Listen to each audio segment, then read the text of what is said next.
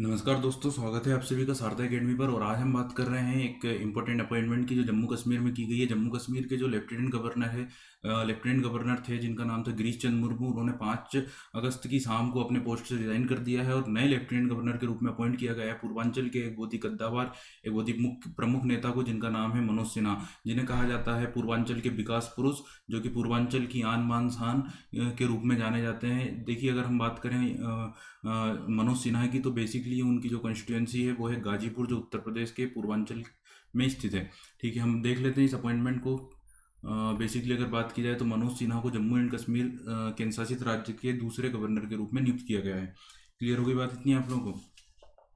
देखिए, पूर्वांचल के कद्दावर नेता और गाजीपुर जिले से बीजेपी के पूर्व सांसद मनोज सिन्हा की अगर हम बात करें, तो जब 2017 में सूबे में बीजेपी भारी मतों से जीती थी, तो मनोज सिन्हा ही वो नाम था जिन्हें जो मुख्यमंत्री की दौड़ में सबसे आगे था। समझ गए? प्रबल दावेदारों में से एक थे मनोज सिन्हा। 2017 की जब एनडीए या बीजेपी ने बहुत ही भारी मतों से विजय विजय हासिल की थी उत्तर प्रदेश के विधानसभा चुनावों में, कहा जाता है कि उनकी ताजपोशी की पूरी तैयारी भी कर ली गई थी, लेकिन अचानक से सियासी समीकरण बदल गए और वो मुख्यमंत्री बनते बनते रह गए। इस तरह राजनीति में कई सारी चीज़ें हमें देखने को मिलती हैं।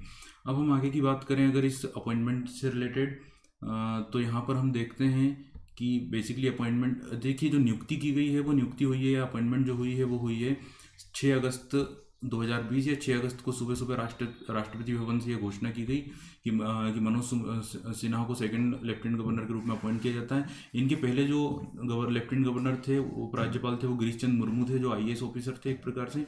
देखिए, अगर हम बात करें मनोज सिन्हा की नियुक्ति, तो मनोज सिन्हा की नियुक्ति से एक बार फिर से जम्मू कश्मीर में सबसे सर्वोच्च पद पर एक सियासी नियुक्ति हो गई है, राजनीतिक नियुक्ति हो गई है।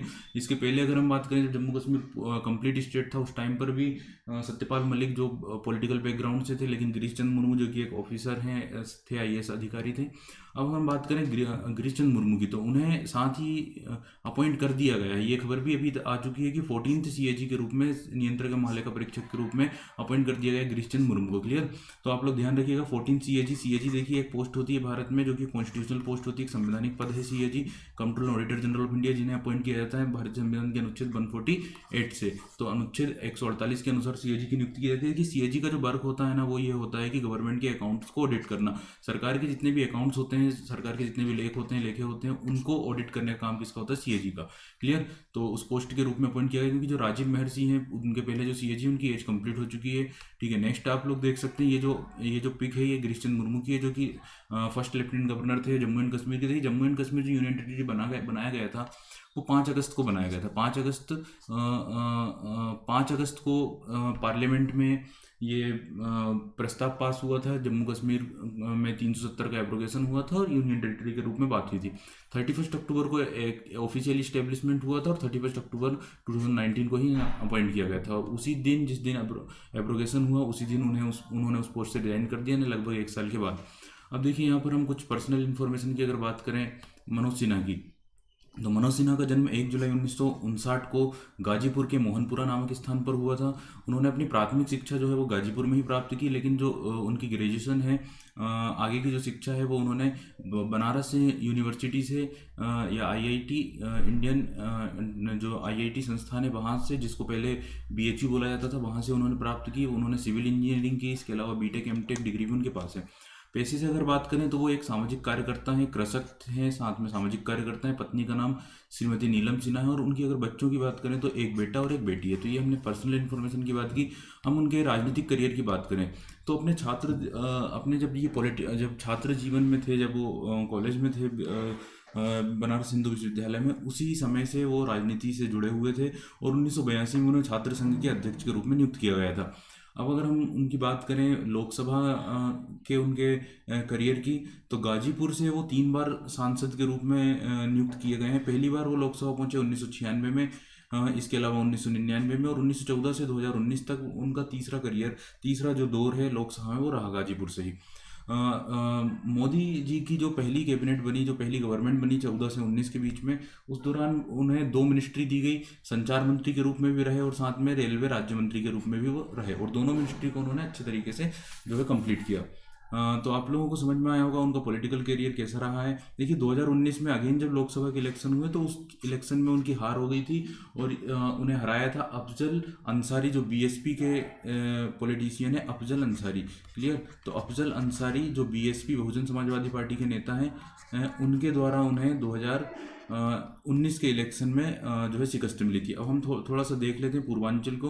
पूर्वांचल का पॉलिटिकल मैप आप लोगों के सामने है। पूर्वांचल जो उत्तर प्रदेश का ये वाला जो पार्ट है, ईस्टर्न जो पार्ट है, उसको हम बोलते हैं पूर्वांचल। क्लियर।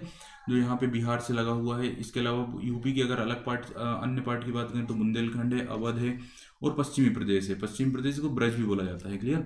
पूर्वांचल के एक और नेता की हमने कुछ दिनों पहले बात करी थी, जिनका नाम था अमर सिंह, जो कि समाजवादी पार्टी के एक बहुत ही कद्दावर नेता थे। उनका हाल ही में निधन हुआ था। तो इस तरह से हमने यहाँ पे एक और व्यक्ति की बात करी जो पूर्वांचल के काफ़ी फेमस नेता है, मनोज सिन्हा। देखिए यहाँ पे अगर हम बात करें इस तरह से, पूर्वांचल भारत में यूपी में इस पोजीशन पर स्थित है। ठीक है। नेक्स्ट हम देख लेते हैं गाजीपुर के बारे में कुछ और खास बात। देखिए गाजीपुर क्षेत्र मुख्य रूप से प्रसिद्ध है गुलाब जल नामक अपने अनोखे सुगंधित स्प्रे या सेंट के उत्पादन के लिए। क्लियर।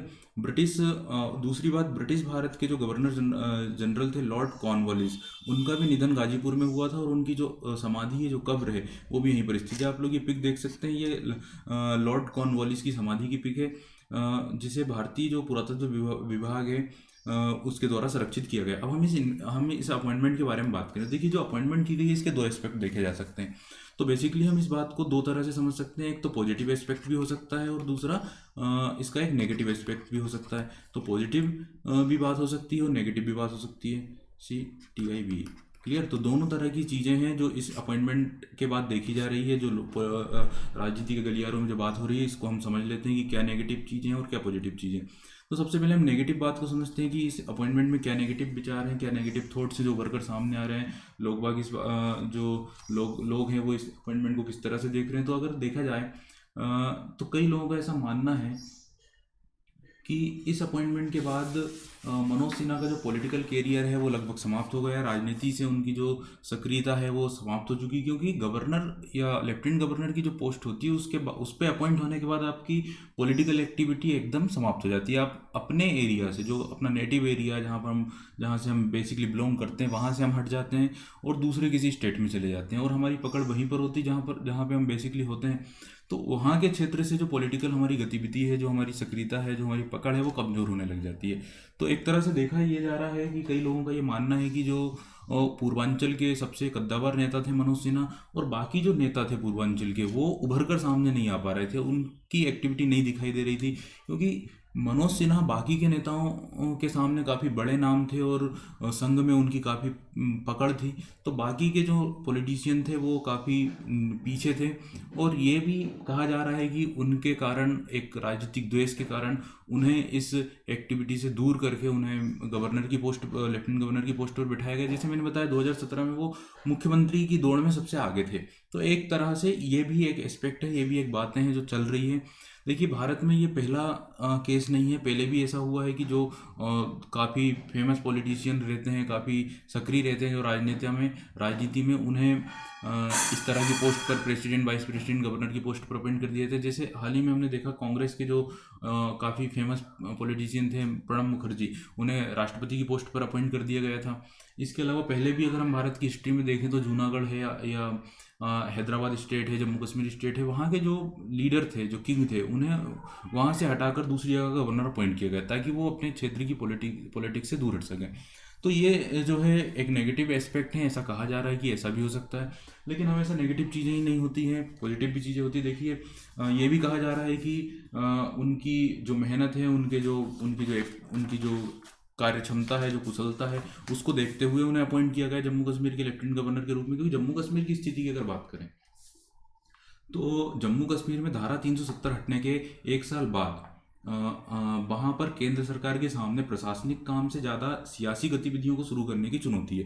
यानी कि एडमिनिस्ट्रेटिव फंक्शन तो वहाँ पर चल ही रहा है, उसमें तो कोई प्रॉब्लम है ही नहीं प्रशासनिक कार्य में, लेकिन प्रॉब्लम यहाँ पे आ रही है पॉलिटिकल एक्टिविटी पूरी तरह से सीज हो चुकी है। कोई भी प्रकार से राजनीतिक गतिविधि वहाँ पर नहीं देखी जा रही है, क्योंकि आप लोगों को पता, उमर अब्दुल्ला जो है उन्होंने चुनाव लड़ने से मना कर दिया है, और जो पीडीपी की नेता है महबूबा मुफ्ती, उन्हें नज़रबंद किया गया है, और काफ़ी लंबे समय से वो नज़रबंद है, और उनकी जो पीरियड है नज़रबंद का वो और बढ़ा दिया गया है। तो पॉलिटिकल एक्टिविटी कैसे बढ़ाई जाए, कैसे तेज की जाए, उसके लिए जम्मू भारत सरकार का पूरी तरह से फोकस रहेगा। आप लोगों को ये बात भी ध्यान रखना है कि अगर हम बात करें राज्यपाल की जो पोस्ट है, बेसिकली उसको ये माना जाता है कि जो रिटायर हो चुके नेता हैं, जो अब एक्टिव नहीं है, उन्हें जनरली राज्यपाल बना दिया जाता है। लेकिन आज के ज़माने में वो दौर नहीं चल रहा है कि रिटायर लोगों को ही गवर्नर बनाया जा रहा है। कई स्टेट में हम देख रहे हैं कि जो गवर्नर है वो एक्टिव मोड पर वर्क कर रहे हैं, पॉलिटिकली एक्टिवली वर्क परफॉर्म कर रहे हैं, कई राज्यों में हम देखते हैं। तो सिर्फ ऐसी चीज़ नहीं है कि अगर आप ये सोचें कि रिटायर लोगों को बनाया जा रहा है, ऐसा कुछ भी नहीं है। ये हम पॉजिटिव एस्पेक्ट में देख रहे हैं। मोदी सरकार जम्मू कश्मीर में बहुत दिनों तक चुनावों को टाल नहीं सकती है, क्योंकि जम्मू कश्मीर की अगर हम बात करें, वहाँ से जो मैसेज जाता है वो सिर्फ देश को ही नहीं जाता, पूरी दुनिया को जाता है। तो लंबे समय तक हम इलेक्शन को नहीं टाल सकते, इसलिए पॉलिटिकल एक्टिविटी शुरू करना जरूरी है। इसलिए एक ऐसे व्यक्ति को अपॉइंट किया गया है जिसकी कार्यकुशलता, कार्यक्षमता, राजनीतिक तौर पर काफ़ी एक्टिव जो रहे हैं, इस बात को ध्यान में रखते हुए उन्हें वहाँ पर अपॉइंट किया गया। इस तरह से दोनों एस्पेक्ट्स हैं इस मुद्दे को लेकर, इस अपॉइंटमेंट को लेकर। हालांकि बात की जाए तो एक बहुत ही इंपॉर्टेंट न्यूज़ है, बहुत ही खास खबर है, पूर्वांचल के काफ़ी कद्दावर नेता जिन्हें जम्मू कश्मीर के लेफ्टिनेंट गवर्नर के रूप में अपॉइंट किया गया है। ठीक है, तो आज हम इस सेशन को यहाँ पर समाप्त करते हैं। इस सेशन कैसा लगा आप लोगों को? अगर आपको ये पसंद आया तो आप इसे लाइक करिएगा, शेयर करिएगा और चैनल को सब्सक्राइब करिएगा। थैंक